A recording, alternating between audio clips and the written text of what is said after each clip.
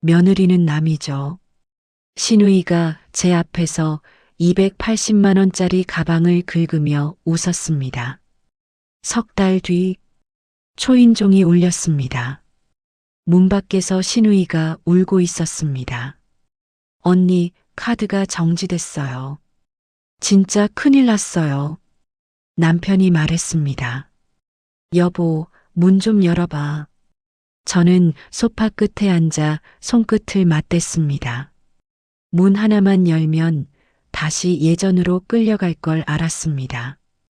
제 휴대폰에는 방금 온 메시지가 떠 있었습니다.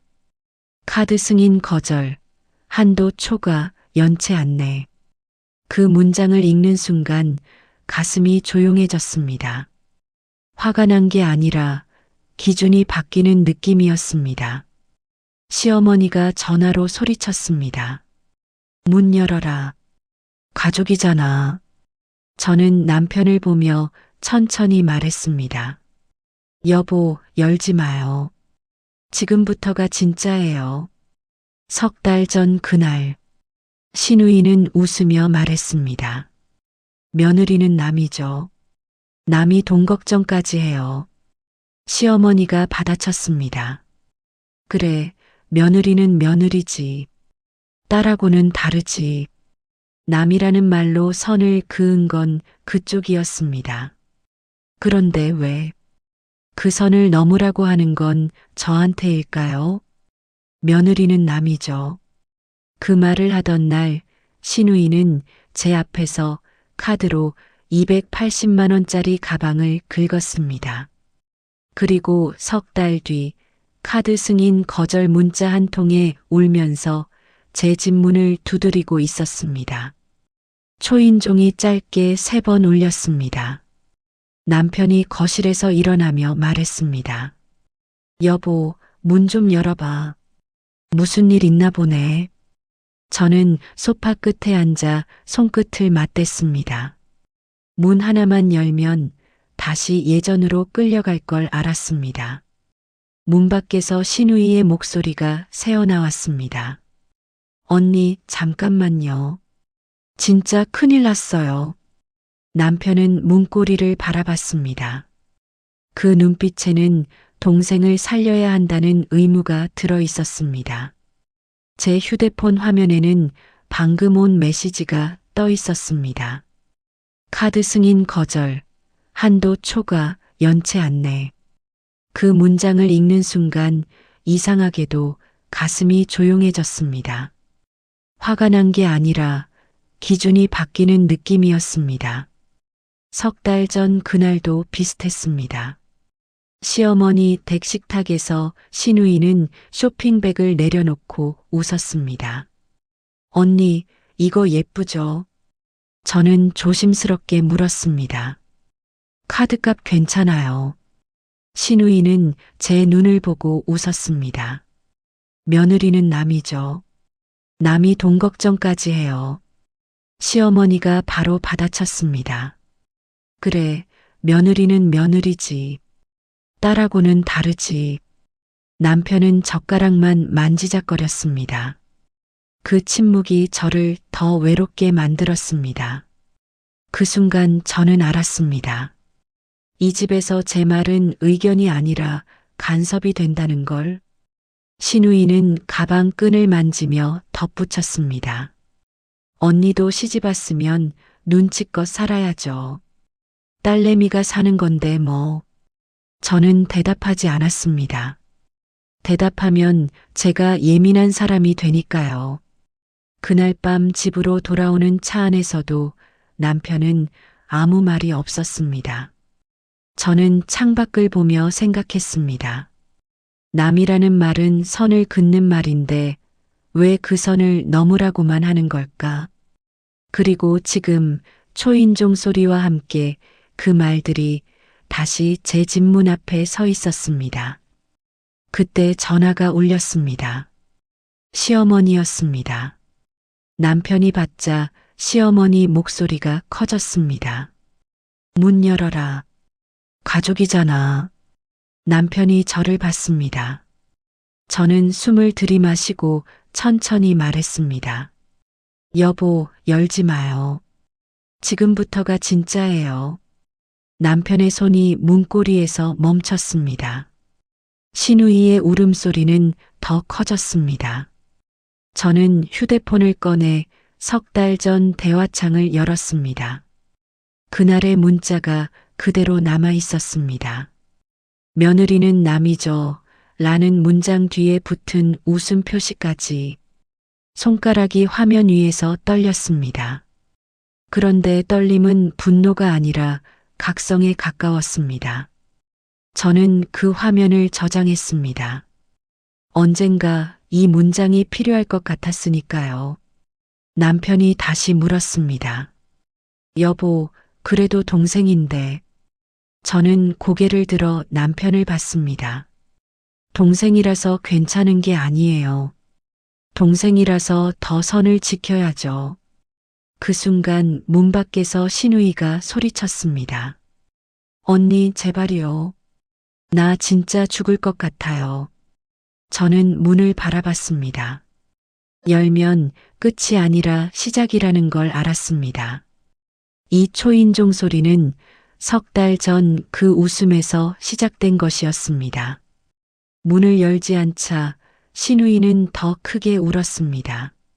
남편은 제 옆에서 서성였고 저는 문손잡이를 보지 않으려 눈을 감았습니다. 그때 아래층 경비 아저씨가 인터폰으로 올라왔습니다. 댁 앞에서 울음소리가 커요. 무슨 일인가요? 신우이는 그 말을 듣고 더 서러워진 듯 했습니다. 저는 인터폰을 들고 짧게 말했습니다. 가족 일입니다. 금방 정리할게요. 경비 아저씨는 한숨을 쉬며 말했습니다. 가족이 제일 무섭다니까요. 그 한마디가 가볍게 들리지 않았습니다. 남편이 낮게 속삭였습니다. 여보, 동생이 저렇게까지 하는데 그냥 조금만 도와주면 안 돼. 저는 웃음이 나올 뻔했습니다. 조금만. 그 말이 우리 집을 얼마나 오래 갉아먹었는지 남편은 모르고 있었습니다. 신우이는 문에 기대며 외쳤습니다. 언니, 카드가 오늘로 끝장났어요. 승인 거절이 떠서 결제도 못해요. 저는 문 너머의 숨소리를 들었습니다. 거짓말이 아니었습니다. 하지만 거짓이 아닌 것과 책임져야 하는 것은 달랐습니다. 3달 전 신우이는 제 앞에서 카드로 결제하며 말했습니다. 난 신우이 값 하잖아. 언니는 며느리 값 해. 그 말은 농담처럼 던져졌습니다. 하지만 저는 그 뒤로 값이라는 단어가 싫어졌습니다. 누구의 값이 왜 제 몫이어야 했을까요? 시어머니는 그날 저를 부엌으로 불렀습니다. 너는 들어온 사람이다. 집안일은 내가 챙겨야지. 저는 고개를 끄덕였습니다. 하지만 마음속에서는 한 줄이 생겼습니다. 이제부터는 내 돈, 내 시간, 내 존엄을 내가 지키겠다. 그런데도 저는 그날 아무 말도 하지 않았습니다. 참는 게 습관이었고 남편이 편해지는 길이었으니까요. 문 밖에서 신우이가 울먹였습니다. 언니, 남이라면서요.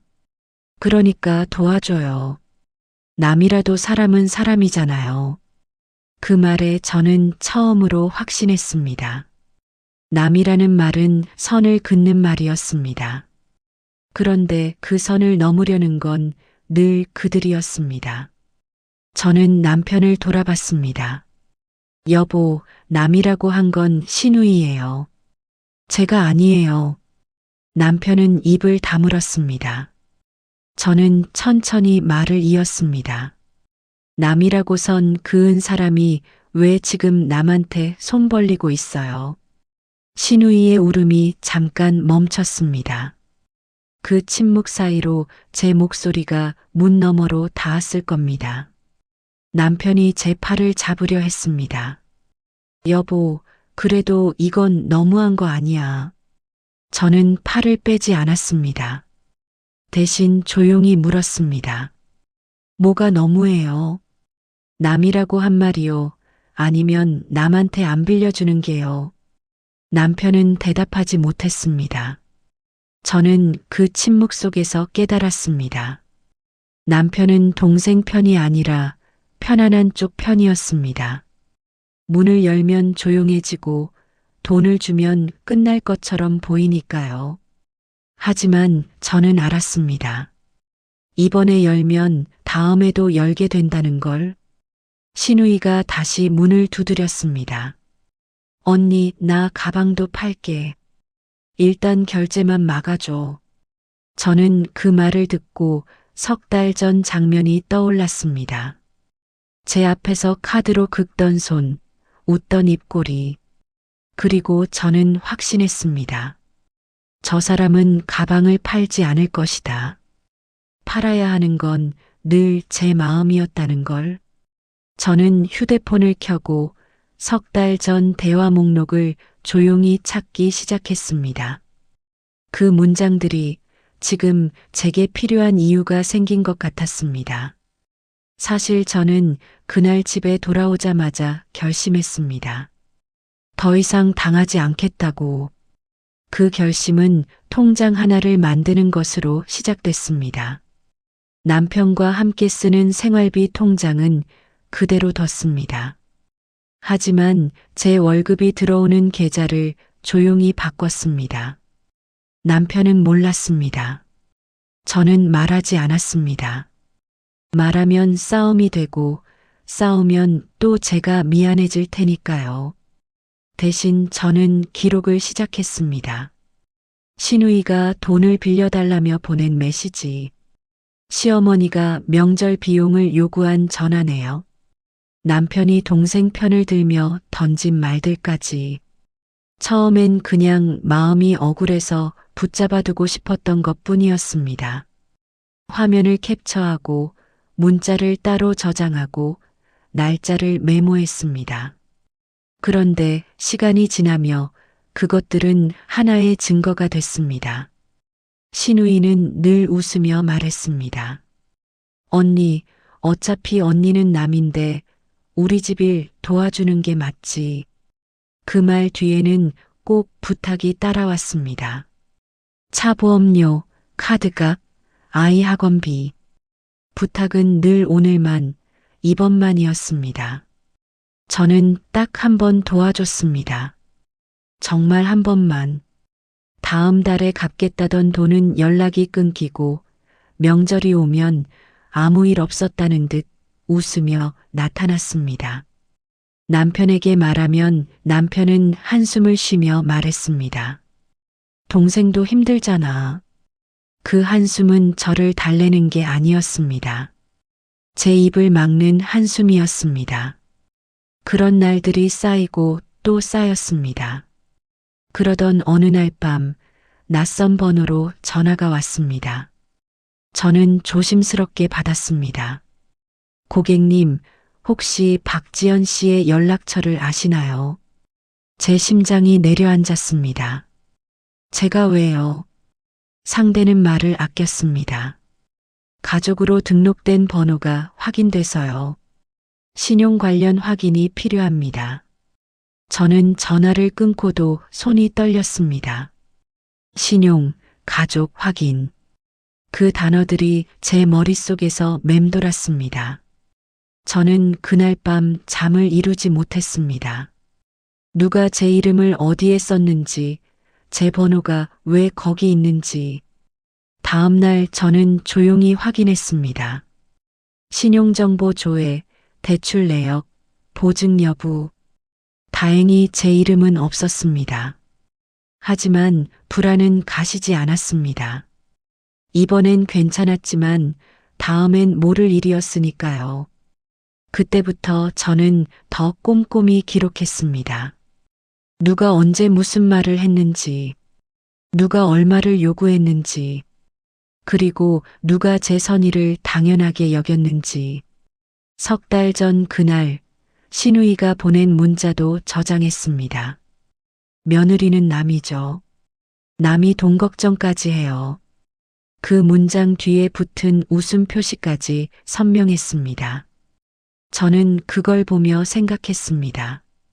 남이라고 선 그은 건 저쪽인데 왜 그 선을 넘으라고 하는 건 저한테일까? 회사 선배에게 조심스럽게 물어본 적이 있었습니다. 선배, 가족 빚에 엮이면 어떻게 돼요? 선배는 단호하게 말했습니다. 절대 내 돈 섞지 마. 한번 섞으면 끝이야. 증거 남겨. 저는 그 말을 메모해뒀습니다. 그리고 지금 그 증거들이 제 손안에 있었습니다. 문 밖에서 신우이가 울고 있었지만 저는 더 이상 흔들리지 않았습니다. 이번엔 제가 선을 그을 차례였습니다. 문 밖의 울음이 잠깐 잦아들자 남편이 작은 목소리로 말했습니다. 여보, 동생이 진짜로 망하면 우리도 욕먹어. 저는 남편을 바라봤습니다. 욕먹는 게 두려워서 제가 욕을 먹어왔던 시간은 보이지 않는 걸까 싶었습니다. 남편이 얼굴을 붉혔습니다. 저는 그 붉은 얼굴이 부끄러움인지 분노인지 알 수 없었습니다. 신우이는 문 앞에 주저앉아 울었습니다. 언니, 나 진짜 죽을 것 같아. 카드가 아예 정지됐어. 남편은 문고리를 잡으려 했습니다. 저는 조용히 말했습니다. 열면 끝이 아니에요. 시작이에요. 남편이 돌아서며 말했습니다. 그럼 어쩌라고. 돈이 필요하다잖아. 저는 고개를 끄덕였습니다. 맞아요. 돈이 필요해요. 그런데 그 돈이 왜 내 몫이에요? 남편은 잠시 말이 막혔습니다. 그 침묵 사이로 시어머니의 메시지가 또 왔습니다. 가족이니까 챙겨라. 동생 살려라. 저는 남편에게 휴대폰을 보여주지 않았습니다. 아직은 아니었습니다. 남편이 스스로 깨닫게 하고 싶었습니다.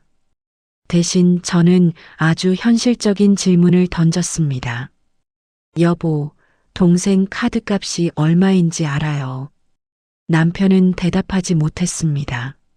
모른다는 건 책임도 없다는 뜻이었을까요? 저는 천천히 말을 이었습니다. 모르는 빚을 왜 우리가 떠안아요? 그게 가족이에요. 남편의 입술이 떨렸습니다. 저는 처음으로 남편의 눈에서 동요를 봤습니다. 문 밖에서 신우이가 흐느끼며 말했습니다. 언니, 나 가방도 팔게. 일단 결제만 막아줘. 그 말에 저는 석 달 전 장면이 떠올랐습니다. 제 앞에서 카드로 긁던 손, 웃으며 던진 말, 며느리는 남이죠. 그리고 저는 깨달았습니다. 저 사람은 가방을 팔지 않을 거라는 걸, 팔아야 하는 건 늘 제 마음이었다는 걸. 남편이 다시 문을 향해 다가갔습니다. 저는 그의 앞을 막지 않았습니다. 대신 제 손에 쥔 휴대폰을 천천히 켰습니다. 화면에는 저장해둔 대화 목록이 떠 있었습니다. 하나하나가 증거였습니다. 신우이가 저를 남이라고 부른 날, 시어머니가 며느리는 며느리일 뿐이라던 날, 남편이 동생 편을 들며 제 입을 막던 날, 저는 그 화면을 보며 생각했습니다. 이 기록들이 오늘 필요할 줄 알았습니다. 남편이 문고리를 잡았습니다. 저는 말했습니다. 여보, 문 열기 전에 이것부터 봐요. 남편이 돌아섰습니다. 저는 휴대폰을 내밀었습니다. 석 달 전 그 메시지가 화면 맨 위에 떠 있었습니다. 며느리는 남이죠. 남편의 눈이 그 문장을 따라 움직였습니다. 아무 말도 없었습니다. 그 침묵이 제게는 사과처럼 들렸습니다. 신우이는 문 밖에서 계속 울었습니다. 하지만 저는 더 이상 그 울음에 흔들리지 않았습니다. 남편의 손이 문고리에서 천천히 떨어졌습니다. 저는 그 순간을 놓치지 않았습니다. 여보, 이제부터는 우리 편을 먼저 생각해요. 남편은 고개를 끄덕였습니다. 처음으로 제 편에 선 것 같았습니다. 하지만 저는 알았습니다. 이건 시작일 뿐이라는 걸. 다음에 보여줄 화면이 이미 준비돼 있었습니다. 남편이 문을 열기 직전 제 휴대폰이 다시 울렸습니다. 이번엔 카드사였습니다. 저는 스피커로 받았습니다. 네, 말씀하세요. 상대는 짧게 확인했습니다. 고객님, 박지연 씨 카드 연체건으로 연락드렸습니다. 보증인 확인이 필요합니다. 남편이 눈을 크게 떴습니다. 저는 차분히 물었습니다. 보증인이 누구인가요? 잠깐의 정적 뒤 상대가 말했습니다. 이정숙님으로 등록돼 있습니다. 시어머니 이름이었습니다. 남편의 얼굴에서 피가 빠졌습니다. 문 밖의 신우이는 울음이 멈췄습니다. 그 순간 저는 깨달았습니다. 제가 막아야 할 건 문이 아니라 이 구조 자체였습니다. 남편이 낮게 물었습니다. 어머니가 보증을 섰다고. 저는 대답하지 않았습니다. 사실 저도 확신은 없었습니다. 다만 카드사 입에서 나온 이름이 전부였습니다. 신우이가 문 밖에서 급히 말했습니다. 그거 그냥 서류상으로만 그런 거야. 엄마가 잠깐만 도와준다고. 남편이 문에 대고 소리쳤습니다. 너 또 엄마 이름을 썼어. 신우이는 울먹였습니다. 오빠, 나도 몰랐어. 그냥 엄마가 하라 해서. 저는 문을 바라보며 생각했습니다. 모른다는 말은 책임을 피하는 말이었습니다. 모른 채로 혜택을 누린 사람은 늘 똑같았습니다. 남편이 벽에 손을 짚었습니다. 동생, 보증이 뭔지 알아? 엄마가 대신 갚아야 된다고. 신우이의 목소리가 높아졌습니다. 나도 갚을 거야. 시간만 있으면. 저는 그 말을 듣고 웃음이 나올 뻔했습니다. 시간만 있으면. 그 말을 몇 번이나 들었는지 셀 수도 없었습니다. 카드사 직원이 다시 말했습니다. 고객님, 연체가 계속되면 보증인에게 청구가 들어갑니다. 남편이 떨리는 목소리로 물었습니다. 지금 얼마나 밀렸는데요? 현재 350만 원 연체 중이고 이자가 계속 붙고 있습니다. 남편이 휴대폰을 든 제 손을 봤습니다. 저는 조용히 말했습니다. 여보, 이거 우리가 막을 수 있는 금액 아니에요. 남편은 고개를 끄덕이지도 저어지도 못했습니다. 그때 회사 선배에게서 메시지가 왔습니다. 제가 전에 조심스레 물어본 적이 있었습니다. 보증이 뭔지, 가족 빚에 엮이면 어떻게 되는지. 선배는 짧게 답했습니다. 보증은 가족이라도 따로야. 절대 내 돈 섞지 마. 증거 남겨.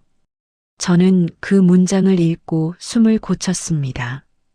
남편이 저를 봤습니다. 저는 조용히 말했습니다.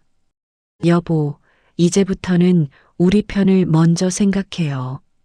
남편이 천천히 고개를 끄덕였습니다. 신우이가 문 너머에서 다시 울기 시작했습니다. 하지만 이번엔 다른 울음이었습니다.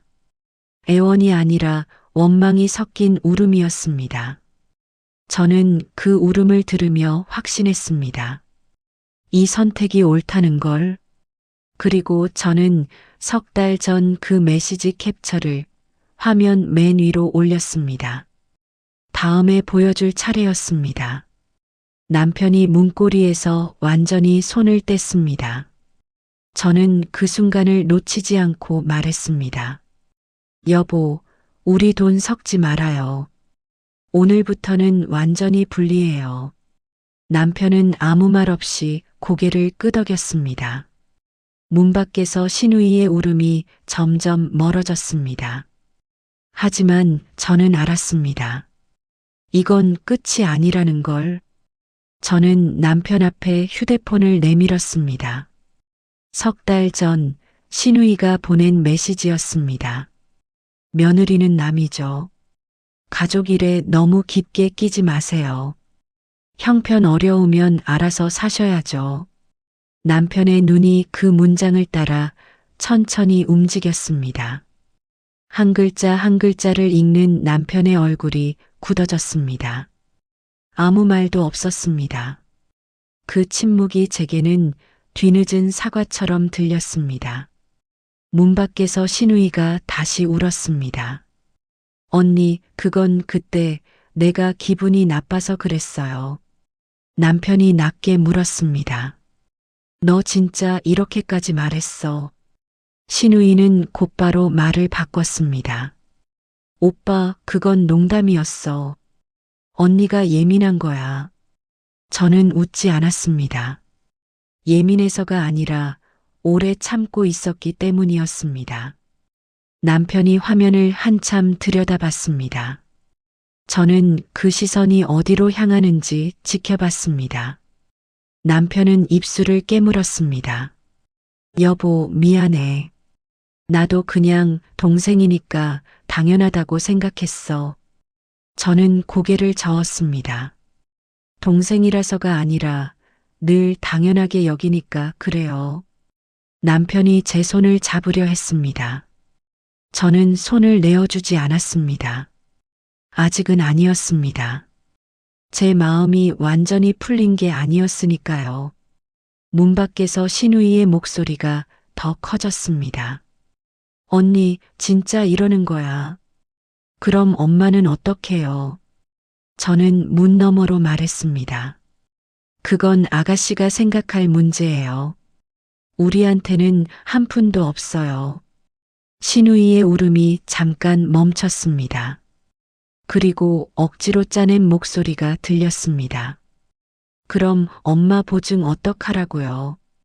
언니가 이러면 우리 가족 다 망해요. 저는 대답 대신 남편을 바라봤습니다. 남편의 손이 떨렸습니다. 이제 선택은 남편에게 넘어갔습니다.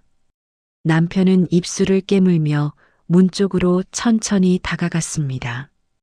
저는 그 등에 기대를 걸지 않았습니다. 다만 오늘만큼은 제 옆에 서주길 바랐습니다. 남편이 문에 대고 말했습니다. 동생, 엄마 보증은 내가 책임져야 돼. 우리는 못 도와. 신우이가 비명처럼 소리쳤습니다. 오빠 미쳤어요. 가족이 이럴 수 있어요. 남편이 벽에 이마를 댔습니다. 목소리가 떨렸지만 말은 흔들리지 않았습니다. 가족이니까 더 선을 지켜야 돼. 너 우리 아내한테 한 말 기억해. 저는 그 순간 남편의 등을 봤습니다. 처음으로 제 앞을 막아주는 등이었습니다. 신우이는 문 밖에서 계속 울었습니다.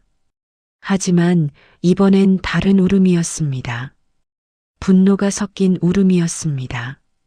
언니, 진짜 이러고도 잘 살 수 있어요.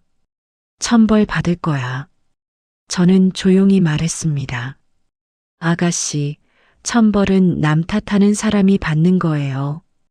그때 경비 아저씨가 다시 인터폰을 눌렀습니다. 아까보다 더 시끄러운데요. 정리 안 하면 경찰 부르겠습니다. 남편이 급히 답했습니다. 죄송합니다. 지금 정리하겠습니다. 저는 남편을 보며 말했습니다. 여보, 우리 돈 섞지 말아요. 오늘부터는 완전히 분리해요. 남편이 천천히 고개를 끄덕였습니다. 그리고 문 너머로 마지막 말을 던졌습니다. 동생, 다시는 우리 집 문 두드리지 마. 신우이의 울음이 점점 작아졌습니다. 하지만 저는 알았습니다. 이게 끝이 아니라는 걸, 다음 차례가 남아있다는 걸. 남편이 문에 대고 다시 말했습니다. 동생 나와. 얘기 끝내자. 문이 조금 열렸습니다. 신우이는 눈이 퉁퉁 부어 있었습니다. 손에는 휴대폰과 지갑이 뒤엉켜 있었습니다. 남편은 신우이를 잠깐 바라보다가 낮게 말했습니다. 너 우리 아내한테 한 말 기억나? 신우이가 눈을 피했습니다. 오빠, 지금 그 얘기할 때야. 남편은 고개를 저었습니다. 바로 지금이야. 우리 아내 무시한 순간부터 너 선 넘은 거야. 신우이는 울음을 멈추고 목소리를 높였습니다. 그래도 가족이잖아. 나 망하면 오빠도 욕먹어. 남편이 한 발 앞으로 나섰습니다. 욕먹는 게 무서워서 아내 무시하고 살 수는 없어. 저는 그 말을 듣고 가슴이 먹먹해졌습니다. 남편이 처음으로 제 편에 선 순간이었습니다. 그때 시어머니가 엘리베이터에서 내렸습니다. 숨이 차 있었고 손에는 우산이 들려 있었습니다.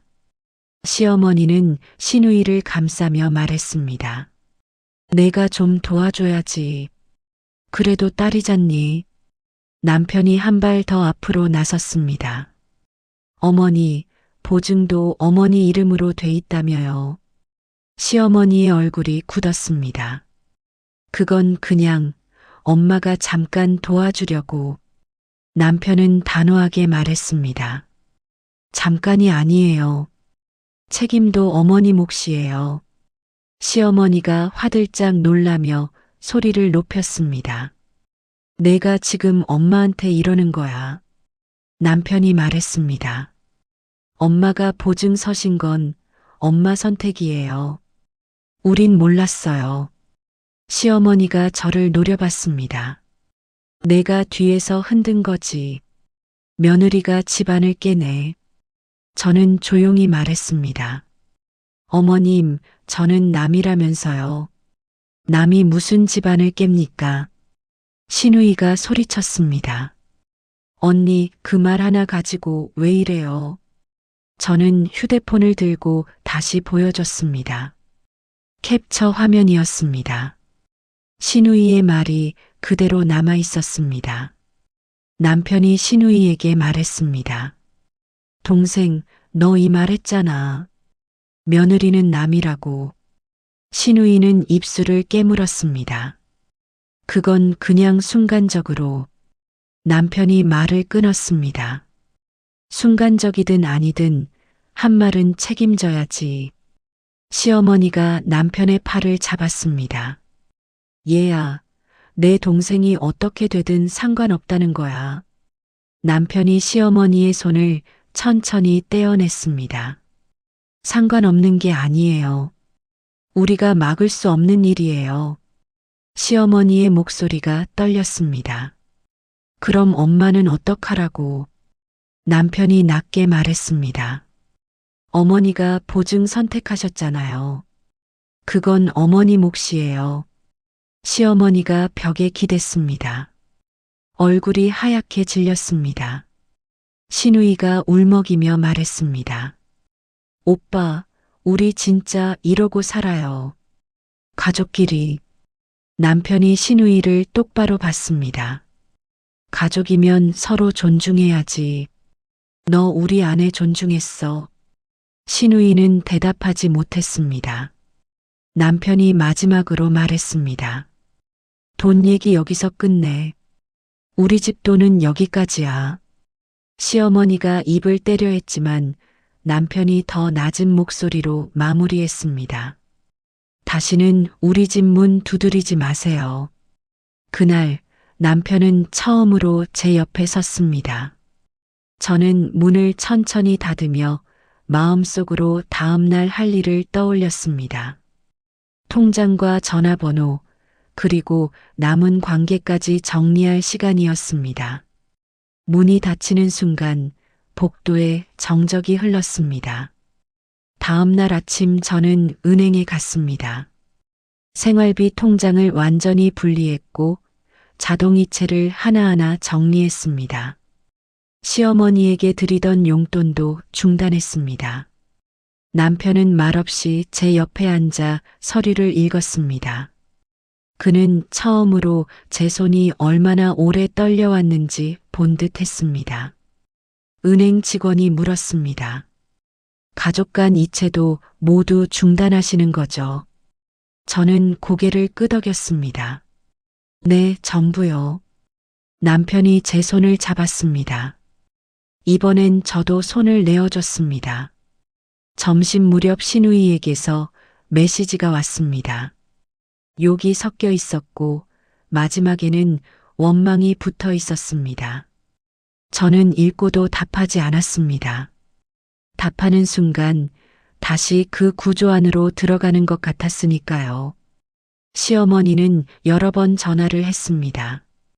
남편이 받지 않자 제게 문자가 왔습니다. 며느리가 사람을 망친다는 내용이었습니다. 저는 그 문자를 캡처하지 않았습니다. 이제는 증거가 필요 없는 단계였으니까요. 며칠 뒤 카드사에서 또 연락이 왔습니다. 연체가 진행되며 보증인에게 안내가 갔다는 말이었습니다. 남편은 짧게 답했습니다.